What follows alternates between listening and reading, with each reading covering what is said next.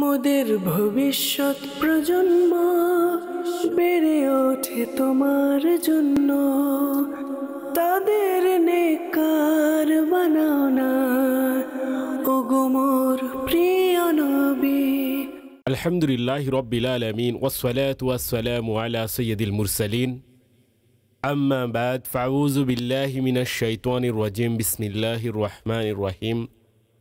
আসসালাতু ওয়াসসালামু আলাইকা ইয়া রাসূলাল্লাহ ওয়া আলা আলিকা ওয়া আসহাবিকা ইয়া হাবিবাল্লাহ।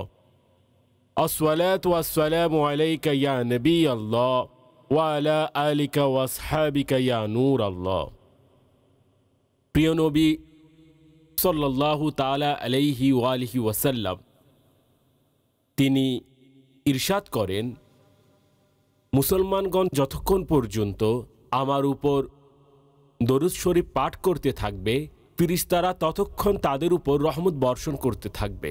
অতএব বান্দার ইচ্ছে যে কম পড়ুক বা বেশি, সাল্লু আলাল হাবিব সাল্লাল্লাহু তাআলা আলা মুহাম্মদ। মাদানী চ্যানেলের দর্শকবৃন্দ, ইমাম গাজ্জালী রহমতুল্লাহি তাআলা আলাইহি ইরশাদ করেছেন, বলেছেন, যা সন্তানদের শিক্ষার বিষয়ে যে পরামর্শ ছিল, যে বিষয়ে আমার বয়ান অব্যাহত আছে, বিগত প্রোগ্রামে আমি এই বিষয়ে বয়ান করে যাচ্ছি যে ইমাম গাজ্জালী রহমতুল্লাহি তাআলা আলাইহি সন্তানদের শিক্ষা দীক্ষার বিষয়ে যা কিছু ইরশাদ করেছেন, যদিও বা তার মধ্যে আমাদের প্রজন্মদের সুরক্ষা নিহিত, যে আমাদের সন্তানরাই আগামী দিনের ভবিষ্যৎ। আপকামিং জেনারেশন আছে, এভাবে কারেন্ট জেনারেশনও আছে, আর তাদের মধ্যে ভিন্ন রূপে বিভিন্ন সমস্যা আছে। কিছু বিষয় এমন আছে যার মধ্যে কষ্টে আছি, আর কিছু বিষয় এমন আছে যার মধ্যে সে নিজেই কষ্টের মধ্যে আছে। ইনশাআল্লাহ আমরা এটাই চেষ্টা করব আমাদের এই প্রোগ্রামে উভয় পক্ষ থেকে এমন একটি সমাধান করতে, যাতে কষ্ট অনেকটা কমানো সম্ভব হয়।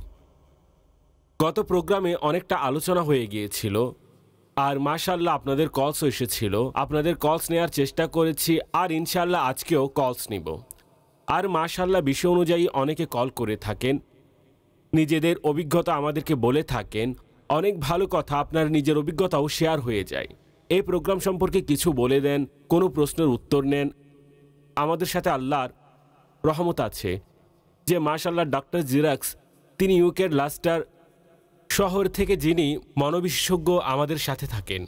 আল্লাহ তাআলা তাকেও উত্তম প্রতিদান দান করুক। তিনি প্রতিদিনই সাথে থাকেন, মাশাআল্লাহ অনলাইনে সঙ্গ দিচ্ছেন, মাশাআল্লাহ। আল্লাহ তাআলা দয়া করুক। সামনে অগ্রসর হই। আগেও কিছু কথা আলোচনা হয়েছে যে ইমাম গাজ্জালী রহমতুল্লাহি তাআলা আলাইহি এই বিষয়গুলো সন্তানদের মাঝে থাকা উচিত, আর এই বিষয়গুলো থাকা উচিত নয়। আর অনেকের ম্যানার্স সম্পর্কে অনেক সুন্দর কথা বলা হচ্ছে। ইমাম গাজ্জালী রহমতুল্লাহি তাআলা আলাইহি ইরশাদ করেন যে সন্তানকে এই বিষয়ের প্রতি অভ্যাস করান, যখন সে কোনো বৈঠকে বসবে, যেখানে কিছু লোক বসে আছে সেটাকে বৈঠক বলে। ইভেন সে যদি ফ্যামিলি মেম্বার্স হয়, অথবা আত্মীয় স্বজন, অথবা কোনো বন্ধু, যে কেউ থাকুক, সেটা বৈঠক হয়ে থাকে। যখন সে কোনো বৈঠকে বসবে, তো থুতু এবং নাক পরিষ্কার করা থেকে বেঁচে থাকবে। এটা খুবই গুরুত্বপূর্ণ কথা ইমাম গাজ্জালী রহমতুল্লাহি তাআলা আলাইহি বলেছেন। আমি আগে পড়েছি, শুনেছি। আর অপরের উপস্থিতিতে হাই না তোলা, অনেক সময় অনেকে এটাকে হাই ইত্যাদি বলে থাকে, জানি না ইংলিশে কি বলে, আমি তো জানি না। ডাক্তার জিরাক্সের কাছ থেকে জেনে নেব। তো এমন যেন না করে। অনেক সময় কাউকে পিছ দিয়ে যেন না বসে। অনেক সুন্দর আদব ইত্যাদি বর্ণনা করেছেন। আর পায়ের উপর পা না উঠানো, এগুলো ইমাম গাজ্জালী রহমতুল্লাহি তাআলা আলাইহি বলেছেন। সন্তানদের বসার নিয়ম কারণ শিখান, আর তাকে অধিক কথাবার্তা বলা থেকে বারণ করুন। যে আমরা যখন কারোর সাথে বসে থাকি, এখন যেসব বাচ্চা আমাকে দেখছেন, শুনছেন, আমি আপনাকেও এটা বলতে চাচ্ছি, এটি খুবই সুন্দর একটি ম্যানার্সের কথা বলা হয়েছে। মা বাবার উচিত তার সন্তানকে বলা, যেসব সন্তানেরা আমার কথা বুঝতে পারছেন না চ্যানেলের মধ্যে, অর্থাৎ আমি যেটা বলতে চাচ্ছি, বাচ্চারা না বুঝেও বুঝতে পারে, সে বাচ্চাদের, সে 4 বছরের, 5 বছরের, 6 বছরের, এটা জরুরি নয় তারা আমার কথা বুঝবে। মা বাবা এই কথাটি মাথায় রাখুন, বাচ্চাদের এই বিষয়গুলো বলতে হবে, শেখাতে হবে। কিন্তু কিছু বড় বাচ্চা আছে যারা 7-8 বছরের হয়ে থাকে, তো তারা হয়তো আমার কথা এই বিষয়গুলো বুঝে আসতে পারে যে যখন আপনি কোথাও বসবেন কারো সাথে, তো অনেকের অভ্যাস হয়ে থাকে আল্লাহ না করুক সে থুতু ফেলতে থাকে, থুতুই ফেলতে থাকে। অর্থাৎ এটা ঘরের মধ্যে হয় না, যেমন যখন আপনি ঘরের মধ্যে বসে থাকেন তখন কি থুতু ফেলেন? অনেক সময় বাইরে বসার সুযোগ হয়ে থাকে, কোনো খোলামেলা পরিবেশে যেখানে বাতাস আছে সেখানে বসার সুযোগ হয়, বন্ধুদের সাথে কোনো মাঠ ইত্যাদিতে বসার সুযোগ হয়ে থাকে, ছোট হোক কিংবা বড়। থুতু ফেলতে থাকার যে একটা অভ্যাস, এটা ভালো না। যাদের থুতু ফেলার অভ্যাস আছে, থুতু ফেলতেই থাকে, সেটা দূর করুন। অনেকের নাক পরিষ্কার করার অভ্যাস আছে, নাকের মধ্যে আঙ্গুল ঘুরাতে থাকে, অনেক সময় তারা কানের মধ্যে আঙ্গুল ঢুকিয়ে দেয়। আর অনেকের এমন আজব আজব আচরণ করে যে মানে খুবই অশোভনীয় আচরণ হয়ে থাকে আর খুবই অপ্রয়োজনীয় আচরণ করে থাকে। অনেকে তো এরকম হয় যে তাদের জানাই থাকে না যে আমরা কি করছি। তো এই বিষয়টি নোটিস করুন। যদি বাচ্চাদের মধ্যে এই স্বভাব দেখেন, যারা আমাকে শুনছেন তাদের মধ্যে যদি এমন কোনো স্বভাব থাকে যে সে এমন কোনো কাজ করে, এমন কোনো আচরণ করে, তো এই স্বভাবগুলো পরিবর্তন করান। মা বাবা তো শৈশব থেকে বাচ্চাদেরকে দেখছে যে তাদের আচরণ কেমন হয়ে থাকে, এভাবে অনেকের এমন অভ্যাস হয়। এখন আমি আপনাকে বাস্তব একটি কথা বলছি, স্পেশালি যারা যুবক আছেন, আমার কথাটি একটু প্লিজ বোঝার চেষ্টা করুন। আমি আগেও এই কথাটি আপনাদেরকে বলেছি। হতে পারে এই সময় আপনি আপনার প্যারেন্টসের সাথে, আপনার মা বাবার সাথে বসে আছেন আর আমাকে শুনছেন। এমনও হতে পারে যে আপনি শুনছেন এবং আপনার হাতে এখন মোবাইল ফোনও আছে, ঠিক আছে? এটা তো এমনিতে থাকা উচিত না, কেননা এখন নেকির দাওয়াত হচ্ছে, ইসলাম ও দিন এবং শরীয়তের কথা হচ্ছে, তো তার নিজের শোনার একটি ধরন হওয়া উচিত। মনোযোগের সাথে আমাদের কথাগুলো শোনা উচিত। হয় এমনটা যে প্রিয় বাচ্চারা আর আমার যুবক ইসলামী ভাইয়েরা, আমি বলতে চাচ্ছি মনোযোগ সহকারে শুনুন। আপনার সকল ব্যস্ততা সঠিক, আপনি অনেক ব্যস্ত হয়ে থাকেন, অনেক মেসেজ এসে থাকবে, অনেক কল, আপনার অনেক কলও আসে, আপনার হোয়াটসঅ্যাপে মেসেজও পেন্ডিং হয়ে আছে। আদারওয়াইজ আপনি যাই করুন, আপনার কাছে আমার অনুরোধ, ঠিক আছে, আপনি যখন মা বাবার সাথে বসবেন, ইভেন আপনি বড়দের সাথে বসবেন, ম্যানার্স, আপনার আচরণ এভাবে দেখান। আপনি আপনার মোবাইল ফোন, এটা আপনার কাছে আমার রিকোয়েস্ট, আপনার মোবাইল ফোন আপনি পকেটেই রেখে দিন। আপনি পকেটেই মোবাইল ফোন রাখুন। এই মোবাইল ফোন পকেট থেকে আর বের করবেন না। এটা অনেক আজব একটি জিনিস। আচ্ছা, এটা আমি আপনাকে এখন, অর্থাৎ আমার একটি অভিজ্ঞতা শেয়ার করছি। অনেক লোক এমন আছে যারা মজলিসের আদব জানে না। আচ্ছা, এর মধ্যে বড়রাও ইনভলভ আছে, ক্ষমা করবেন, কেননা যদি বড়রা এই ধরনের কাজ করে তাহলে বাচ্চাদের, যুবকদেরকে কে বোঝাবে? আমি পুরো সিস্টেমে আহলে ইলম আর অনেক মুফতিদের সাথে, অনেক সম্মানী মানুষের সাথে তো বসার সুযোগ হতো, তো এটা আমি নিজে দেখেছি। বিশ্বাস করুন, তারা পকেটে মোবাইল রেখে দেয়, হাতই দিত না। কোনো প্রয়োজন হলে অথবা ডিসকাশন সেটার চলছে, যে কাজ মোবাইলের মাধ্যমে চেক করতে হবে, তো মোবাইল ফোন বের করে। আদারওয়াইজ ঘন্টার পর ঘন্টা আমি দেখেছি তারা মোবাইল ফোন বেরই করে না। এগুলো আদব, কোথাও বসার আদব, ম্যানার্স অফ মিটিংস। আপনি মোবাইল ফোন সামনে রেখে কিছুক্ষণ পর পর মোবাইল ফোন চেক করছেন, আপনি কি প্রুভ করতে চান? আপনি অনেক বিজি, তো আপনি যাদের সাথে কথা বলছেন, যাদের সাথে মিটিং করছেন, যাদের সাথে আলোচনা করছেন, তারা কি বেকার মানুষ? তা তো নয়। এটা কেউ আপনাকে মুখের উপর বলবে না, সম্ভবত কেউ আপনাকে মুখের উপর বলবেই না, কিন্তু আমার অনুরোধ, এটা অনেক সময় অভদ্রতা হয়ে যায়, অর্থাৎ যা শোভনীয় কাজও নয়।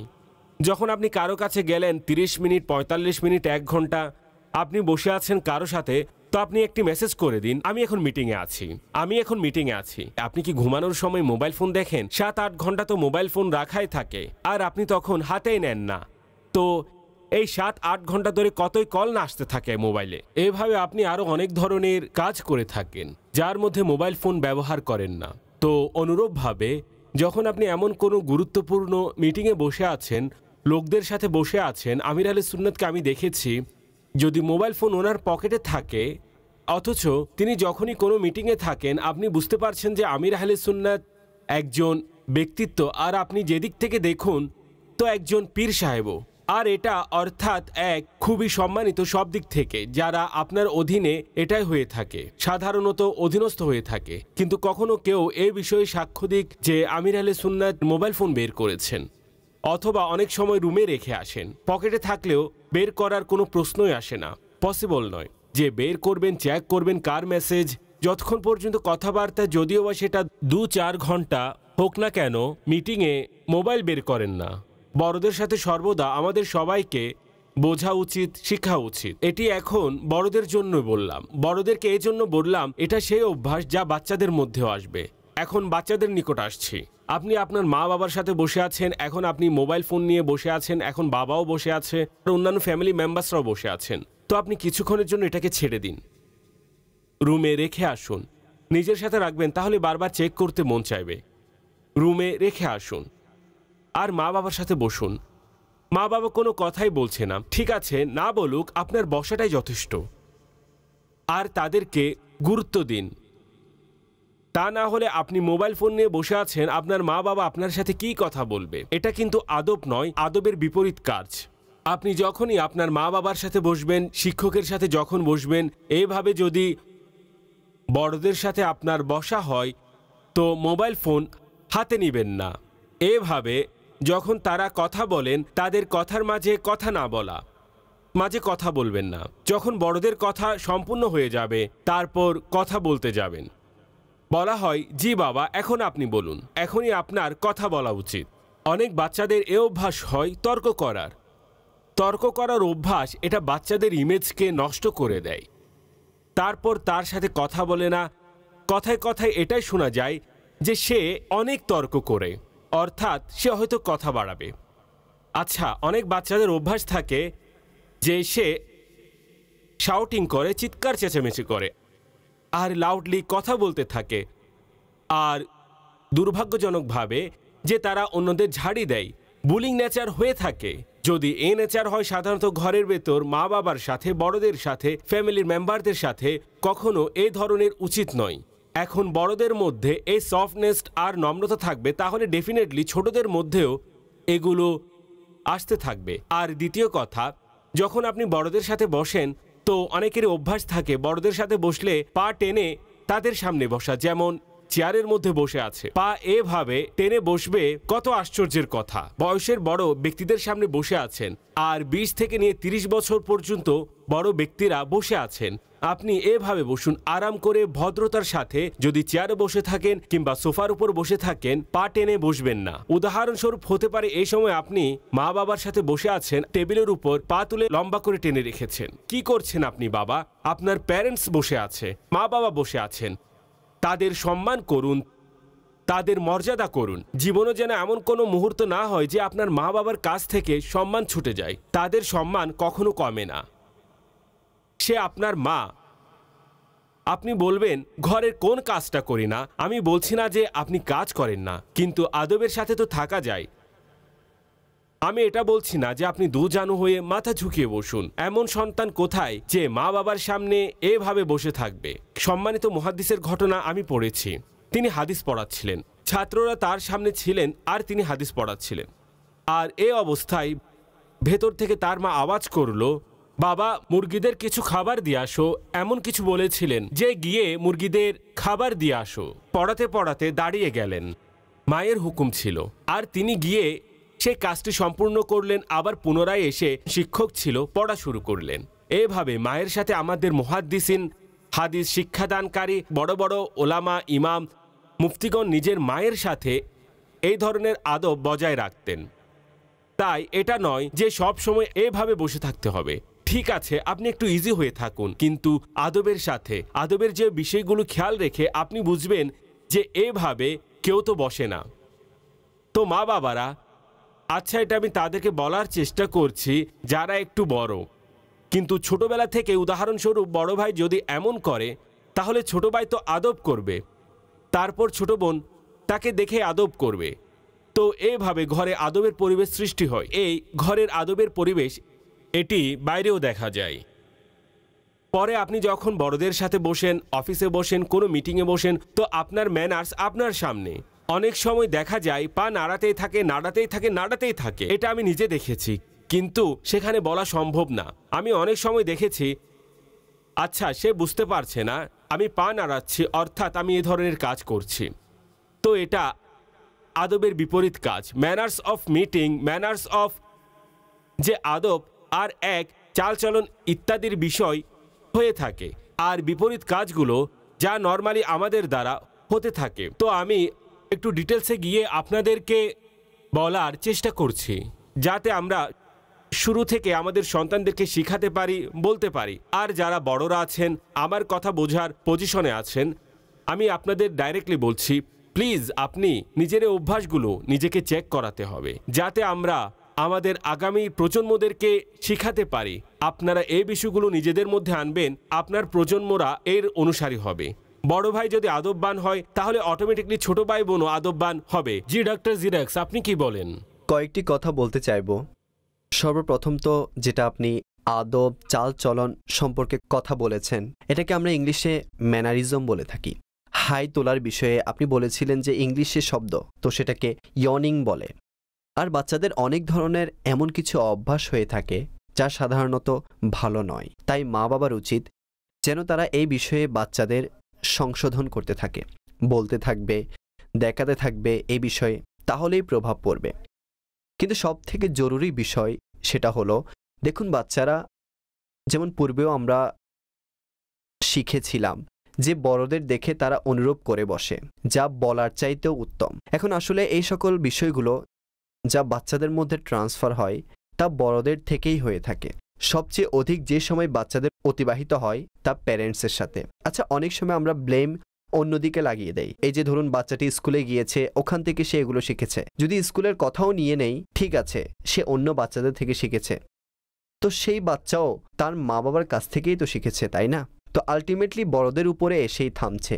অনেক ধরনের আমাদের স্বভাব কিংবা ত্রুটি, দোষ, বিশেষ করে যারা এমন হয়ে থাকে, কিছু তো আমরা জানি, কিছু আমাদের পরিচিতরা জানেন যা আমরা জানি না, আর কিছু এমন হয়ে থাকে যা আমরাও জানি না, অন্যরাও জানে না।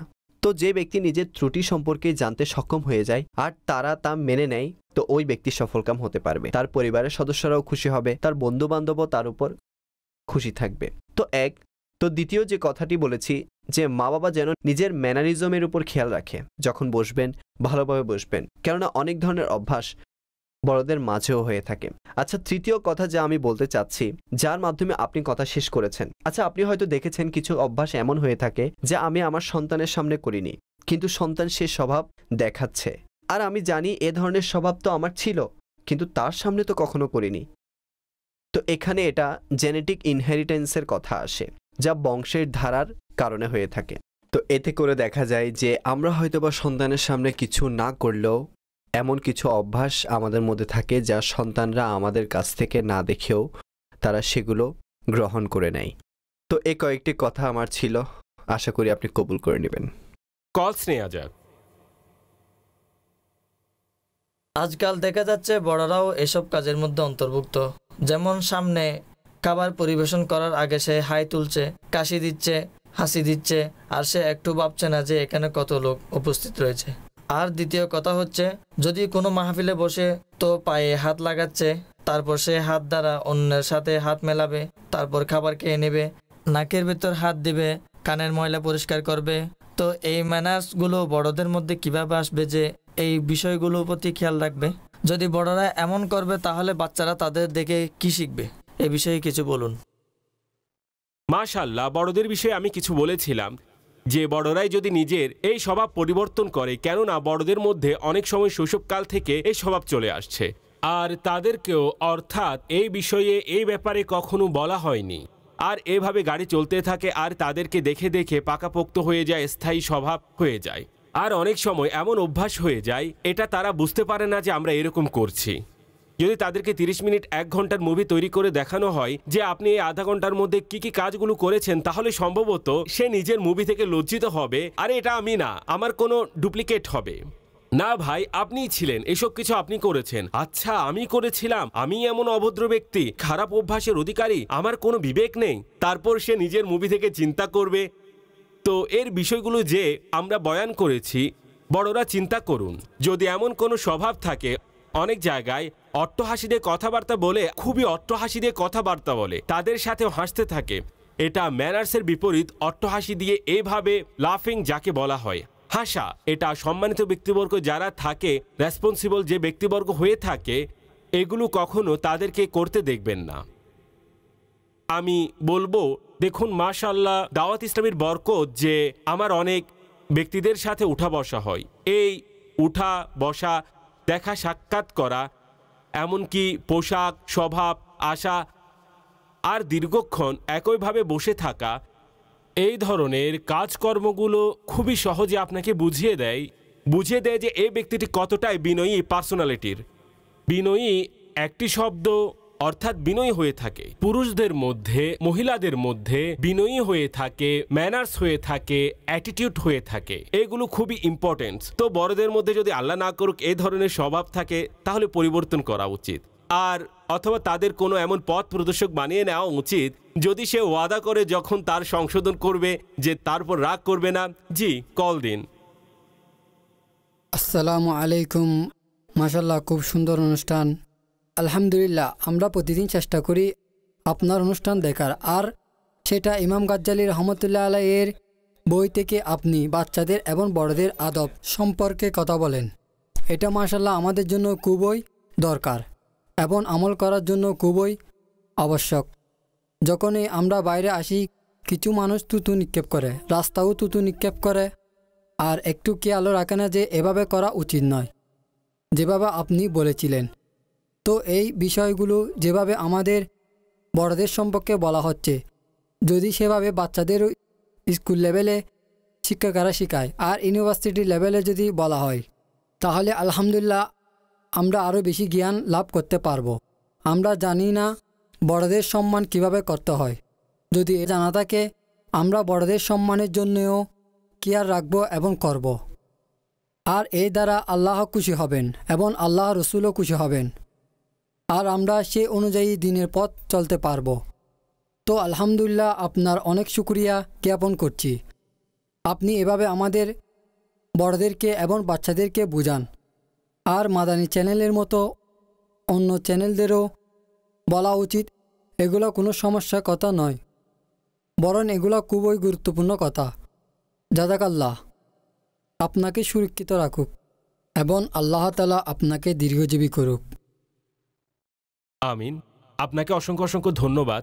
খুবই সুন্দর, হৃদয় থেকে উৎসাহিত করেছেন। আর সত্য কথা হলো যে আপনি কলের মাধ্যমে দিক নির্দেশনাও দিয়েছেন, আর দিক নির্দেশনা অব্যাহত থাকা উচিত। প্রত্যেক ব্যক্তির তার নিজের সামর্থ্য অনুযায়ী এই বিষয়গুলোকে পৌঁছে দেওয়া উচিত। আপনারা চ্যানেলও পেয়েছেন, আপনারা কলস করার সুযোগও পেয়েছেন, আপনি চলাফেরার সুযোগ পাচ্ছেন, তাই আপনি এ ধারাবাহিকতা অব্যাহত রাখুন। আর আপনার কথা সঠিক যে এটাকে সিভিক সেন্স বলে, অনেক সময় এটাকে সিভিক ম্যানারও বলা হয়ে থাকে, এটাকে সিভিক ম্যানারও বলা হয়, সোশ্যাল ম্যানারও বলা হয়। এটাই হওয়া উচিত। আমি এটা বলছি না যে কোনো টিচার্সই এই বিষয়ে বলবেন না, যাতে এমনটা হয় যে কেউ কষ্ট পেয়ে বলে দিবে তিনি সবাইকে বলছেন। কিন্তু প্রকৃতপক্ষে শিক্ষা প্রতিষ্ঠানে এই কাজ যত উত্তমরূপে হওয়া উচিত ছিল, যদি সেটা হয়ে যায় তাহলে তার দ্বারা বাচ্চারাও প্রভাবিত হবে। অনুরূপভাবে দিনী প্রতিষ্ঠান, দিনী মাদ্রাসা, হিফজ নাজারা মাদ্রাসা, দর্সে নিজামি, যেখানে আলিম বানানো হয়, সেখানে সকল স্থানে এই ম্যানার্সে বলা উচিত। তবে দিনী প্রতিষ্ঠানে আপনি বলতে পারেন সেখানে এই বিষয়ে শিক্ষা দেওয়া হয় এবং দিতে থাকবে। কেন? যেখানে হাদিস বর্ণনা করা হয়, যেখানে নবী করিম সাল্লাল্লাহু আলাইহি ওয়াসাল্লামের জীবনী বর্ণনা করা হয়, আউলিয়ায়ে কিরাম এর জীবনী বর্ণনা করা হয়, সেখানে ইবাদতের সাথে সাথে তাদের আখলাক, চরিত্র বর্ণনা করা হয়। নবী করিম সাল্লাল্লাহু তাআলা আলাইহি ওয়াসাল্লাম তিনি নিজের খাবার খাচ্ছিলেন, তো ওনার সাথে একজন ছোট বয়সের সাহাবী ছিলেন। তখন তিনি আহার করতে করতে নবী করিম বললেন যে, বাবা, নিজের দিক থেকে আহার করো, নিজের দিক থেকে আহার করো। দেখুন যে প্রিয় নবী খাবার খেতে গিয়েও শিখিয়েছেন কিভাবে খেতে হয়। প্রিয় নবী সাল্লাল্লাহু তাআলা আলাইহি ওয়াসাল্লাম অনেক বিষয় অনেক কিছু শিখিয়েছেন, জীবন অতিবাহিত করার পদ্ধতি, চলাফেরা এবং নিজের জীবনের স্টাইল তিনি বর্ণনা করেছেন। যদি এটা শিক্ষা প্রতিষ্ঠানে চলে আসে যেভাবে আপনি বলছেন, আর অর্থাৎ আমাদের কারিকুলামের একটি অংশ হয়ে যায়, আর বড়দেরকেও এই বিষয়ে শিক্ষা দিন। ইউনিভার্সিটির স্টুডেন্ট তারা কতই না অ্যাগ্রিসেশন হয়ে থাকে, কতটাই তারা উৎসাহিত হয়ে থাকে। আপনি দেখুন দিনী মাদ্রাসা, তাদেরও পরীক্ষা হয়ে থাকে, কখনো তাদের পরীক্ষা বাইরের প্রতিষ্ঠানে। আপনি কখনো রেঞ্জার্সের গাড়ি, পুলিশের গাড়ি, সেনাবাহিনীর গাড়ি দেখেননি? এই দুনিয়াবি বড় বড় শিক্ষা প্রতিষ্ঠানগুলো যখন এর মধ্যে এক্সাম হয়ে থাকে, তো রেঞ্জার্স ফোর্স, সেনাবাহিনী আসে, পুলিশ আসে, কারণ ভেতরে লড়াই হয়। তো যা এই জীবনে চলার পদ্ধতি, পরস্পরের সাক্ষাৎকারের, নিঃসন্দেহে এটা খুবই প্রয়োজনীয়তা আছে। কিতাব অনেক আছে, এই দুটি রিসালা আমার সামনে রাখা হয়েছে অনুরূপভাবে সন্তানদের শিক্ষা দীক্ষার ব্যাপারে। তাছাড়া অন্যান্য রিসালাও আছে, এই কিতাব আছে এবং নেকির দাওয়াত কিতাবটিও আছে। আমির আহলে সুন্নাত অনেক কিছু তাতে লিখেছেন। আবারও আরেকবার আমি আপনার কৃতজ্ঞতা জ্ঞাপন করছি, অনেক সুন্দরভাবে আমাদের উৎসাহিত করেছেন, দিক নির্দেশনা দিয়েছেন, অসংখ্য ধন্যবাদ। ইনশাল্লাহ আরও কল নিব। আর ইমাম গাজ্জালী রহমতুল্লাহি তাআলা আলাই যা কিছু তিনি কিতাবে লিখেছেন তা হচ্ছে যে সন্তানকে কিভাবে বসাতে হবে, তাকে অধিক কথাবার্তা বলা থেকে নিষেধ করুন, কসম খাওয়া থেকে বারণ করুন, এখন সেটা সত্য হোক কিংবা মিথ্যে, যাতে করে শৈশবকাল থেকেই কসম খাওয়ার অভ্যাস না হয়ে যায়। বাচ্চারা মিথ্যা শপথ করে, বরং আমরা বলি কসম করো, কসম করো। শৈশবকাল থেকেই আমরা কসম করার অভ্যাস করিয়ে দিলাম। ইমাম গাজ্জালী বলেন তাকে কসম, সত্য হোক কিংবা মিথ্যা কসম খাওয়ানোর অভ্যাস করানোই যাবে না। তাকে বুঝান যে যখন তোমার থেকে বয়সে বড় কেউ কথা বলবে তখন মনোযোগ সহকারে তার কথা শুনবে আর বড়দের সম্মানের জন্য দাঁড়িয়ে যাবে। শরীয়তের প্রয়োজনীয়তা তাকে বোঝাতে হবে কার জন্য দাঁড়াতে হবে আর কার জন্য হবে না।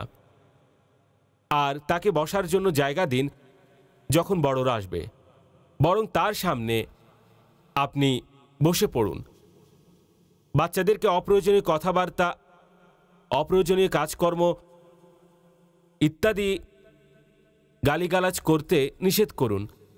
আর এমন লোকদের সংস্পর্শ থেকে দূরে রাখুন যাদের মুখে এসব কথা লেগেই থাকে।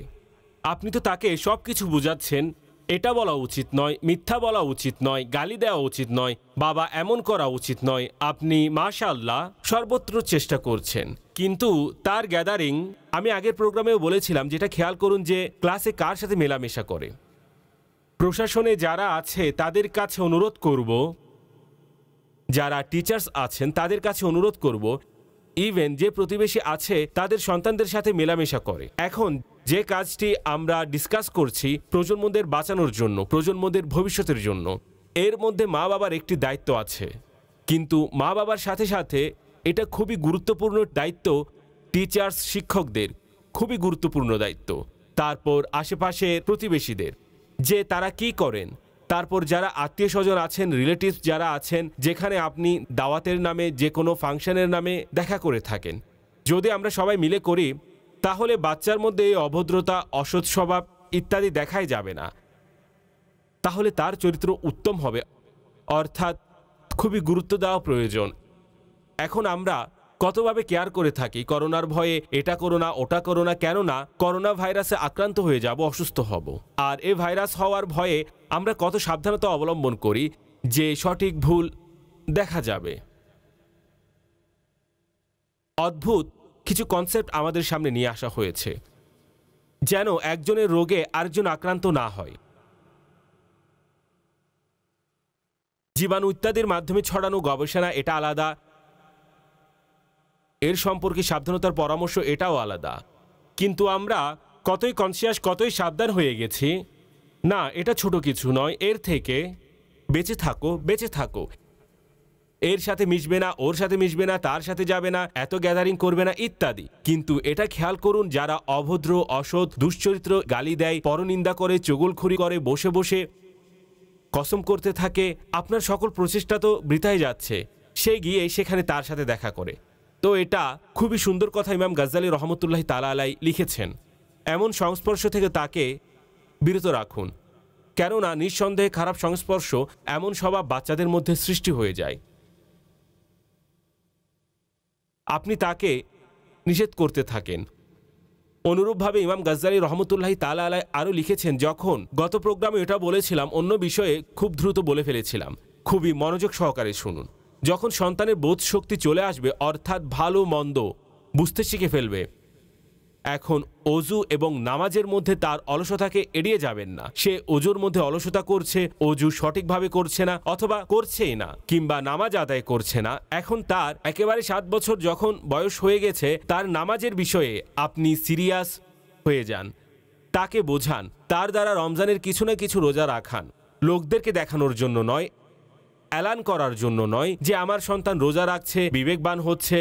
তো আপনি তাকে রোজা রাখার অভ্যস্ত করুন, তাকে রোজা রাখতে উৎসাহ দিন, তাকে রেশমি, স্বর্ণ ইত্যাদি যে সকল বস্তু পুরুষদের জন্য নিষিদ্ধ তা থেকে বিরত রাখুন। আর যে কোনো বিষয় যা শরীয়তের পক্ষ থেকে জরুরি তার শিক্ষা প্রদান করুন। এগুলো কন্যা সন্তানদের জন্য আলাদা, যেগুলো মেয়েদের সম্পর্কিত মাসাইল, এভাবে ছেলেদের জন্য আলাদা আলাদা মাসাইল, অর্থাৎ ছেলেদেরকে তাদের হিসাবে এবং মেয়েদেরকে তাদের হিসাবে জ্ঞান শিক্ষা দেওয়া উচিত এবং শিখাতে হবে। এগুলো আমাদের পড়তে হবে, অ্যাজ এ প্যারেন্টসদের জানা উচিত। টিচার্স, যেমন উদাহরণস্বরূপ যে সকল টিচার্স বিভিন্ন প্রতিষ্ঠান স্কুল চালান ইত্যাদি, যারা স্পেশালি প্রাইমারি লেভেলে আছে, তাদেরকে বোঝায় আপনি নিজের প্রাইমারি ক্লাসকে ঠিক করে নিন, না হয় অনেক কিছু শেখাতে পারবেন না। তো এরকম যারা টিচার্স থাকেন, আমার অনুরোধ তাদের কাছে কোর্সের মাধ্যমে, যে সকল টিচার্স কোর্স করিয়ে থাকেন, অ্যাডমিনিস্ট্রেশন আছে, যারা প্রশাসনে আছেন, আমাদের প্রজন্মকে বাঁচাতে হবে। আপনারা নিজের কারিকুলামের ভিত্তিতে যে বিষয়গুলো শিখান, পড়ান, যে এই কিতাবটি কিভাবে শেষ করতে হবে, অনুরূপভাবে আরও কিছু বিভিন্ন বিষয়ে বাচ্চাদেরকে নিয়ে চলার জন্য। তবে যে বিষয়গুলো আজ আমরা বলতে যাচ্ছি, আগের প্রোগ্রামেও বলে আসছি, এগুলো ব্যতীত আরও কিছু যা কিতাবে লেখা আছে সেগুলোকে নিজেদের কারিকুলামের অংশ বানিয়ে নিন, সেগুলো টিচার্সদেরকে বলুন। আর এর উপরে টিচার্স কিংবা শিক্ষকদের অথবা যারা পাঠদান করে থাকেন, তো তাদের সম্পর্কে তাদেরকে নিয়ে পর্যালোচনা করা উচিত, যাতে করে মা বাবা প্রশান্তি লাভ করে। আর যদি আপনার মনে হয় সে ঘর থেকে এমন স্বভাব পেয়েছে, তাহলে মা বাবাকে কিভাবে বলতে হবে সেগুলো বুঝান। মা বাবাকে লজ্জিত করার পরিবর্তে মিলেমিশে ঠিক করুন, মিলেমিশে সমাধান করুন। উদাহরণস্বরূপ, যে পেশেন্ট আছে, আপনি আপনার পেশেন্টকে হসপিটালে নিয়ে যান, তো ডাক্তারের কাছে হ্যান্ড ওভার করে আপনি তার কেয়ার করতে থাকেন, কিন্তু আপনি ডাক্তারের সাথে লড়াই করেন না, ডাক্তার পেশেন্টের জন্য আপনার সাথে লড়াই করে না। আপনাদের উভয়ের এটা ইচ্ছা থাকে, ডাক্তার কিংবা পরিবারের সদস্যরা এই আশায় করেন এই পেশেন্ট সুস্থ হয়ে যাক, তার অসুস্থতা দূর হয়ে যাক, তার চিকিৎসা সঠিকভাবে হোক। সুতরাং কোনো বাচ্চার মধ্যে যদি এই ধরনের প্রবলেম দেখেন, তাহলে শিক্ষক, কারি সাহেব, টিচার্স, মেল ফিমেল যারা আছেন এবং প্যারেন্টস, আপনারা মিলে চেষ্টা করুন। যদি বাচ্চার মধ্যে কোনো প্রবলেম থাকে, তো প্রতিবেশী গিয়ে নালিশ করে দেয়, তাহলে প্রতিবেশীর সাথে মিলে বাচ্চার দীক্ষার উপর মনোযোগ দিন। নিজেদের মধ্যে এইভাবে মিলেমিশে আমাদের প্রজন্মকে সামনে নিয়ে যাওয়ার জন্য খারাপ দিক থেকে বাঁচানো সম্ভব। তাদেরকে ইবাদত, নামাজের দিকে নিয়ে আসুন। আর ইমাম গাজ্জালী লিখেছেন, বাচ্চাদেরকে সুরক্ষিত রাখার ব্যবস্থা করুন, কেননা বাচ্চা এমন একটি উপাদান যা ভালো মন্দ উভয়টি গ্রহণ করে নেয়। ভালোকেও গ্রহণ করবে, মন্দকেও গ্রহণ করবে। হোয়াইট বোর্ডের মতো যা লিখবেন তা লিখে নিবে। এখন এটা তার মা বাবার উপর নির্ভর করে। ইমাম গাজ্জালী লিখেছেন, তাদের মা বাবার উপর ডিপেন্ড করে যে বাচ্চাকে ভালো মন্দ উভয়ের থেকে কোন দিকে পরিচালিত করবে। যেমন নবী করিম সাল্লাল্লাহু আলাইহি ওয়াসাল্লামের মহান বাণী হচ্ছে, অর্থাৎ প্রত্যেক বাচ্চা ইসলামের নেচারে সৃষ্টি হয়ে থাকে, দিনের উপর সৃষ্টি হয়ে থাকে, ইসলামের নেচারের উপর সৃষ্টি হয়ে থাকে, কিন্তু তার মা বাবা তাকে ইহুদি, নাসারা, মাজুসি বানিয়ে দেয়। এই মা বাবার ইম্প্যাক্ট এবং প্রভাব কেমন দেখুন। মা বাবা যে নেচার, এর স্বভাব ও চরিত্রের হবে, যে আকিদা ও মতবাদের হবে, বাচ্চাকেও তারা তাদের মতো বানিয়ে দেয়। তো এটা কতই না ইম্পর্টেন্ট মা বাবা এবং সন্তান সম্পর্কে। আমার সকল বাচ্চাদের নিকট আবেদন, যারা এখন দেখছেন এবং শুনছেন, আমি এখন যা ম্যানার্স বর্ণনা করেছি, যে পদ্ধতিগুলো বর্ণনা করেছি, সিরিয়াসলি বাবারা নোটিস করুন, মেয়েরা প্লিজ নোটিস করুন আমাদের মধ্যে কি আছে কি নেই। খারাপ সংস্পর্শ, মন্দ সংস্পর্শ, গুনাহে ভরা সংস্পর্শ, যা শরম, লজ্জাহীনতায়, পর্দাহীনতায়, মিথ্যা আর গালিগালাজ এর প্রতি আপনাকে উৎসাহিত করে, চুরি আর জনাব, মা বাবার সাথে অবাধ্যতা, এই ধরনের বিষয়ের দিকে নিয়ে যায়। অভদ্রতা নিয়ে আসে আর এই ধরনের ম্যানার্স আপনাকে খারাপ করে দেয়। প্লিজ এমন বন্ধুত্ব, এমন সংস্পর্শ, এমন গ্যাদারিংকে ইমিডিয়েট পরিহার করুন। আমি বলছি আপনি এখন আপনার মোবাইল থেকে তাদের কন্ট্যাক্ট ইরেজ করে দিন, ডিলিট করে দিন। আমাদের এগুলোর প্রয়োজন নেই। আমাদের শুধু আদব সম্মানধারী ব্যক্তিদের দরকার, ভালো সংস্পর্শ, নামাজি, নেককার, পরহেজগার, মা বাবা, শিক্ষকদের সম্মানকারীদের সঙ্গে মেলামেশা করুন। ইনশাআল্লাহ দুনিয়া সুন্দর হবে, আখিরাত উত্তম হবে। আসুন কিছু কলস নেই। মাশাআল্লাহ, খুব সুন্দর অনুষ্ঠান। আমাদের প্রজন্ম, আল্লাহ আপনাকে সুস্থ রাখুক। নিগরানি শুরার কাছে আমার প্রশ্ন হচ্ছে, আমার সামনে একটি সমস্যা এসেছে যে যুবক যুবতী ছেলেমেয়েরা প্রাথমিক পর্যায়ে কোথাও না কোথাও এঙ্গেজ হয়ে যায়, কারণ তাদের কোনো কাজ নির্ধারিত হয় না। তার পরিবার তার বিয়ের চিন্তা না করার কারণে তাদের বয়স বৃদ্ধি পেতে থাকে, মেয়ে হোক কিংবা ছেলে। এর কারণে তারা মানসিক সমস্যার সম্মুখীন হয়ে পড়ে। তো এজন্য নিগরানি শুরা আমাদেরকে এমন দিক নির্দেশনা দিন যাতে এমন ব্যক্তিদেরকে আমরা সাহায্য করতে পারি। জাযাকাল্লাহু খায়ের। ওয়া ইয়াকুম। আপনাকে অসংখ্য অসংখ্য ধন্যবাদ, আপনি উৎসাহিত করেছেন। আর আল্লাহ আমাকে আপনার সুধারণার কারণে উত্তম বানিয়ে দিক। নিঃসন্দেহে আয়ু কমে আসা, বয়স বেড়ে যাওয়া, দীর্ঘদিন ধরে বিয়ে না হওয়া, তারপর আসলে এইসব মানসিক সমস্যার পাশাপাশি তাদের অন্যান্য সমস্যাও ফেস করতে হয়। ফিতনা হওয়ার আশঙ্কা, এটা হাদিসে পাকের মধ্যে এসেছে, যদি বিবাহ না হয় তাহলে জমিনে ফিতনা হওয়ার আশঙ্কা আছে। অর্থাৎ সেই ধরনের কাজ হবে যা আমরা কল্পনা করতে পারি না। এর মধ্যে কারণ কি সেটা খুঁজুন। দেখুন সব কিছুর কারণ আলাদা আলাদা হয়। কোথাও শিক্ষার প্রবলেম থাকতে পারে, কোথাও স্বভাবের প্রবলেম থাকতে পারে, কোথাও বংশগত প্রবলেম থাকতে পারে, কোথাও বিতর্কিত বিষয় হতে পারে, দেয়া নেয়ার বিষয়ে সমস্যা হয়, তো কোথাও অনেক বেশি বয়সের প্রবলেম হয়ে থাকে, অনুরোধের প্রোগ্রাম শেষ করার সমস্যা থাকতে পারে।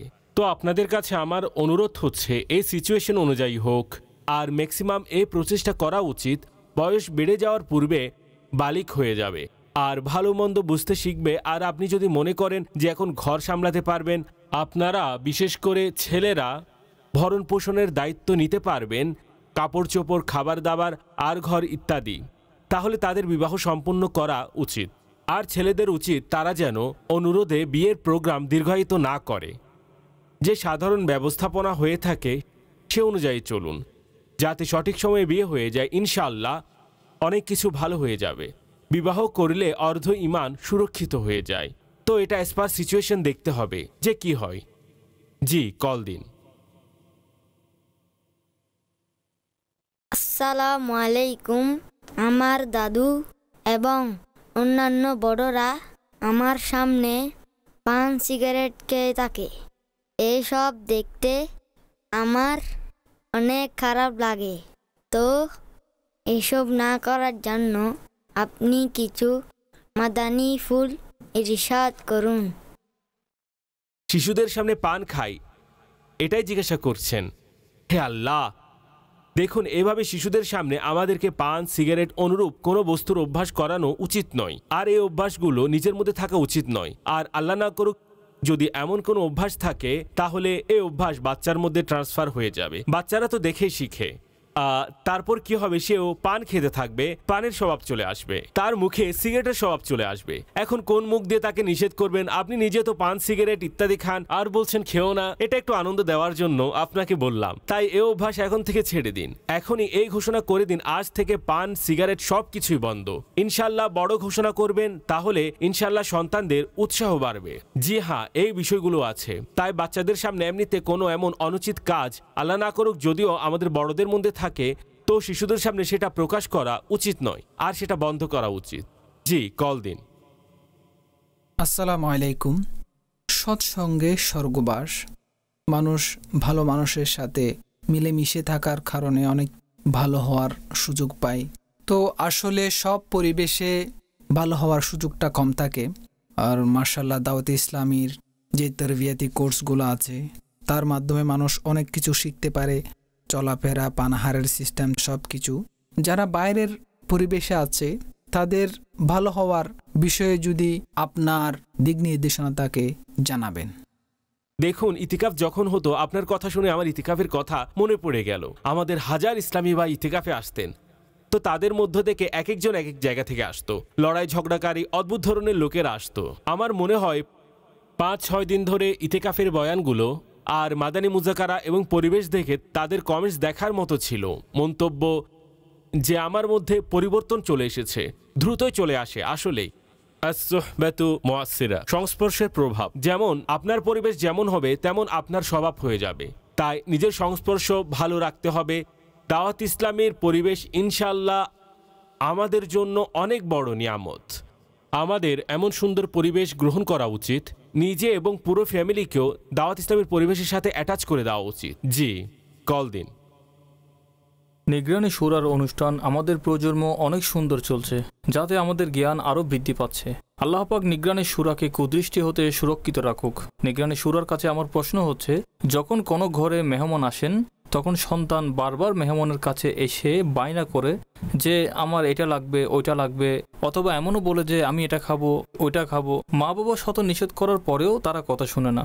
এমন বাচ্চাদের কিভাবে বোঝানো সম্ভব? দিক নির্দেশনা দিবেন। হয়ে থাকে অনেক সময়, বাচ্চা থাকে এমন, মেহমানের সামনে কোনো নাস্তা দেয়া হলে চা বিস্কিট ইত্যাদি বাচ্চারা সব খেয়ে ফেলে, মেহমানদের সামনে সব খাবারই শেষ করে ফেলে, নিজের ঘরে সব খেয়ে ফেলে। মেহমান চিন্তা করে তারা বাচ্চাকে মনে হয় কিছুই খেতে দেয় না। এখন এমন পরিস্থিতি অনেক সময় হয়ে যায়। এখন মেহমানের সামনে বাচ্চার শিক্ষা দেওয়া সম্ভব নয়। বাচ্চাকে যখন সুন্দরভাবে শিক্ষা দিবে এর প্রভাব মেহমানের সামনে পড়বে। শুরু থেকেই সে মেহমান প্রতিদিন তো আসে না, আর সারাদিন ঘরে তো থাকে না। তা যদি সন্তানকে আগে থেকে এই ধরনের মাইন্ড দেয়া হয়, শেখানো হয়, তবে এই বয়সে বাচ্চা এত সহজে সব বুঝতে পারে না। তো এখন তো মন খারাপ করে ফেলবে। এরা বাচ্চা হয়ে থাকে, অনেক ছোট বাচ্চা, 3 বছরের 4 বছরের, তারা এত কিছু বুঝতে পারে না।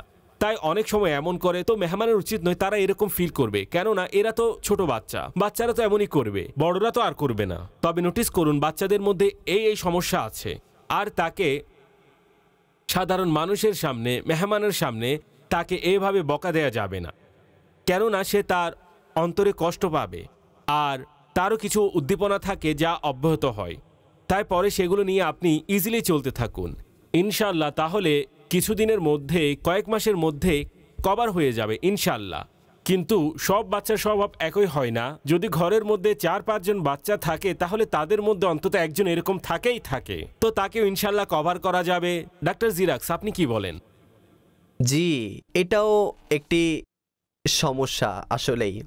আর আপনি এটাও সম্পূর্ণ সঠিক বলেছেন, ছোট বয়সের বাচ্চাদের জন্য তো প্রবলেম হয়। কিন্তু দেখুন, আগেও কেউ বলেছিল অন্যের ঘরে যাওয়া, যদি আমাদেরকে কারো ঘরে যেতে হয় বা মেহমান আমাদের ঘরে আসে, তো আমাদেরকে এক তো খাবারের বিষয়ে বাচ্চাদেরকে পূর্বেই খাইয়ে দিতে হবে, কিংবা আলাদাভাবে তাদেরকে খাইয়ে দেওয়ার ব্যবস্থা করতে হবে।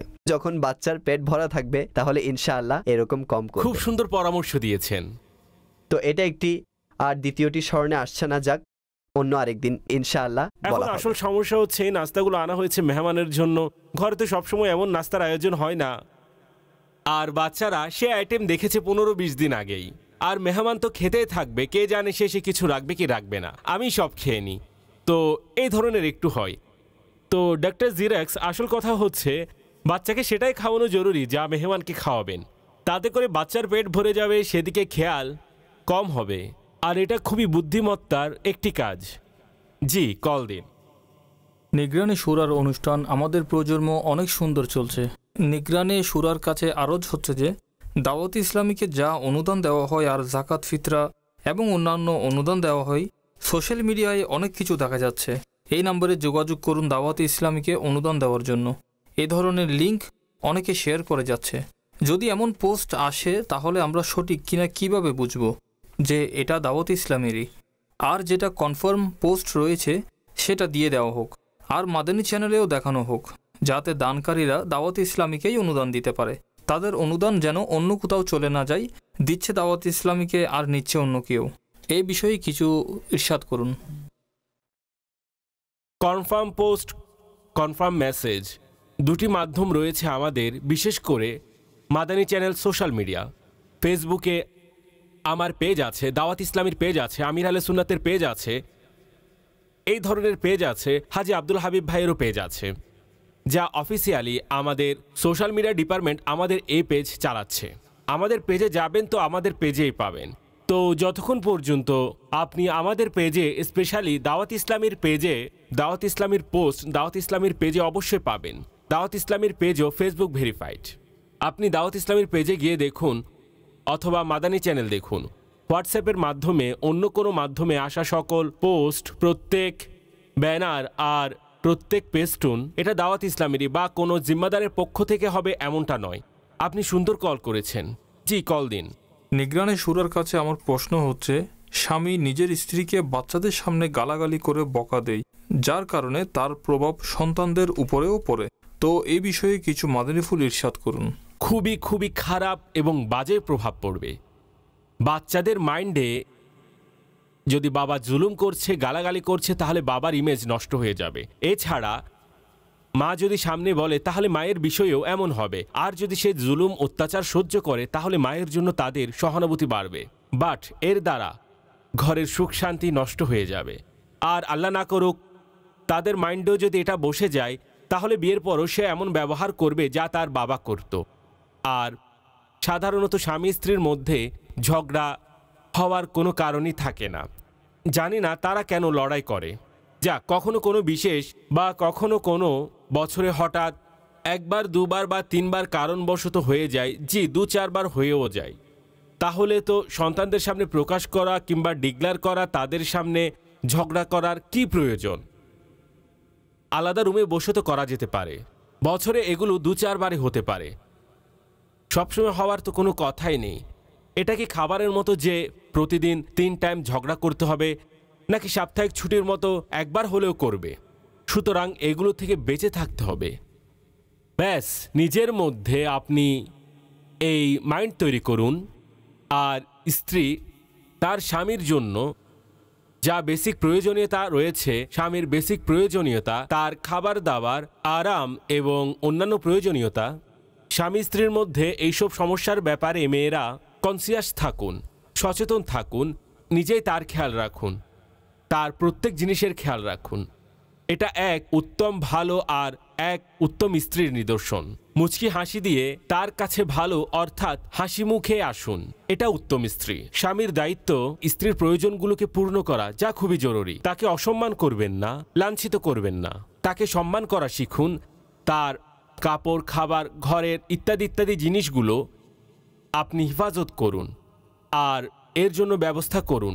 যেমন স্ত্রী তাকে বোঝার চেষ্টা করে, ঠিক সেভাবে স্বামীও তাকে বোঝার চেষ্টা করুন। অ্যাভেলেবল থাকুন যাতে সেও আপনার সাথে কিছু কথা বলতে পারে। কিন্তু যে শরীআ আহকাম মহিলাদের জন্য হাদিস শরীফে এসেছে আর স্বামীর সাথে যেভাবে বিহেভ করতে হবে, এগুলো যদি উভয় দিক থেকে হয়ে যায়, আমি আশা করছি, যেমন আমি বলছি, বছরে 2-4 বছরের মধ্যে কয়েকবার হতে পারে, আল্লাহ না করুক, যার মধ্যে আপনারা কয়েকবার নিজেরা ঝগড়া করে ফেলেছেন। আদারওয়াইজ ইনশাআল্লাহ জীবনেও আপনাদের মাঝে আল্লাহর দয়ায় ঝগড়া হবে না। কিন্তু এতে স্ত্রী, আমার বোনদেরকে বলবো, আমি আমার মেয়েদেরকে বলবো, প্লিজ কাম ফরওয়ার্ড, সামনে আসুন। আর সামনে এসে আপনি আপনার স্বামীর সাথে এক সুন্দরভাবে বিহেভ করুন। আপনি দেখবেন যে ইনশাআল্লাহ কিছুই হবে না। আর আমার ভাইদের, আমার ছেলেদের, যুবকদের বলবো, আপনি আপনার ওয়াইফ স্ত্রীকে ইজ্জত করতে শিখুন। তাদেরকে যা যা প্রয়োজন, জায়েজ প্রয়োজন আপনার উপরও দেয়া জরুরি, আর শরীয়ভাবে আপনার উপর জরুরি। এই সব কিছুর ব্যবস্থা করতে হবে, শরীয়ভাবে আপনার উপর জরুরি। তাদেরকে বকাঝকা দিবেন না।